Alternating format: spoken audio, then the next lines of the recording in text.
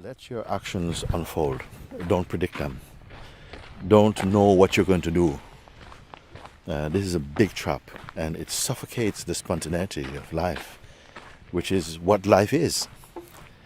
To try and bend life into to satisfy your projections or your fantasy is a kind of dying. It's a suffocation. It's unnatural and joyless thing. A human being's life can be tremendously powerful and potent,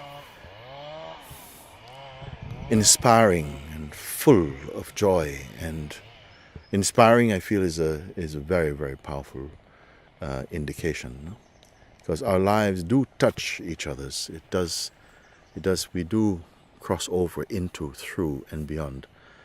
And so what we emit and radiate through our own, as our own light and from the source of our own self is key. And our too much mental condition, psychological condition inhibits this light, or somehow blocks this light, as it were. I don't feel that the light, it can be damaged, but it can, just like pulling a curtain can block out the sun. Too much mentalizing, too much conditioning does somehow seem to eclipse or cover over, overshadow the pure light of our being. Whatever it is that the mind manifests inside, whether in the form of a problem or an attachment.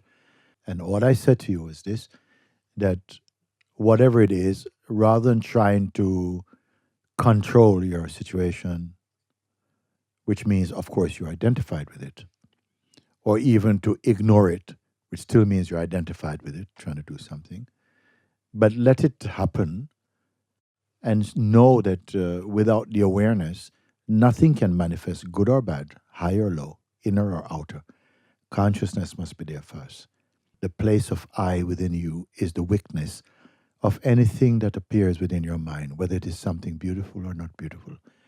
You're the witness when I say the witness of it.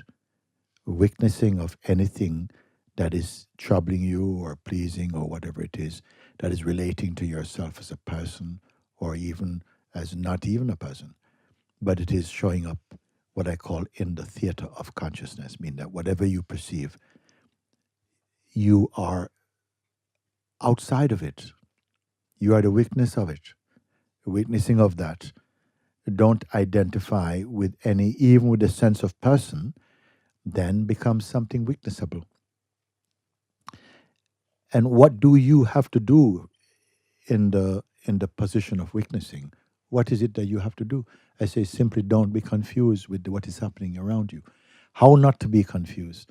By recognizing that it's just a phenomenon and it is watched inside this detached, impersonal witnessing space, which doesn't have a relationship with it, actually.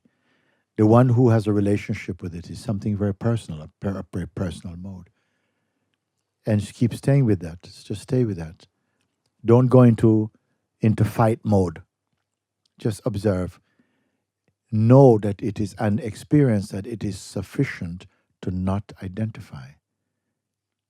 Meaning, don't get involved in that. Just keep observing. And some things may feel very, very loud in that moment of the fiercest seeming attack on you.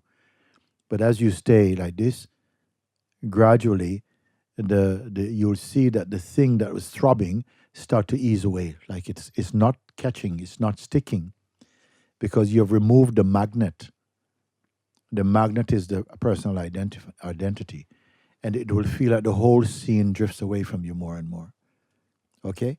And is replaced by a very profound sense of being that is untroubled by any phenomenon. It happens. It's not something you create. It's that you allow, and you start to feel like the sense of presence return to you, rather than goes out into the projection of personhood in this world. That's what I ask you to do. Anybody, you do it. Sit by yourself. This is not something that's going to go on for years and years. No, Every time you have the opportunity to sit,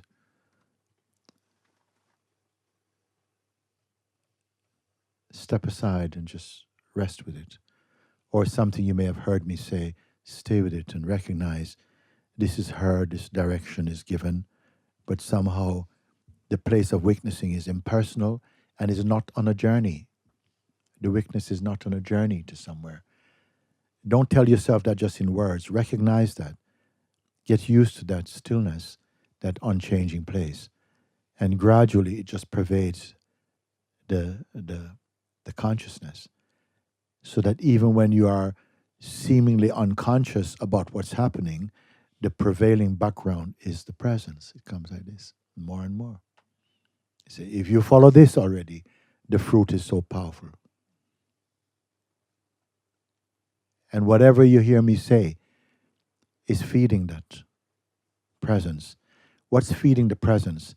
Absorbing it into the God reality.